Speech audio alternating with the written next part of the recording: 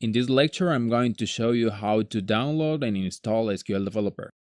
I have included a file with the link to the SQL Developer downloads page in the resources section of this lecture.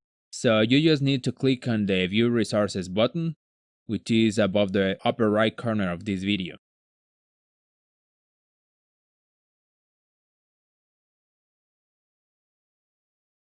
Once you get to the page, you will probably get a page like this one asking you to accept cookies. The page needs them to work properly, so go ahead and click on Agree and Proceed. As usual, you have to accept the license agreement.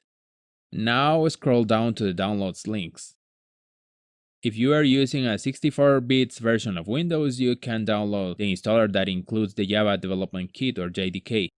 I will download the one that doesn't include the JDK just to show you how to proceed in case you are running 32-bit Windows. So click on download and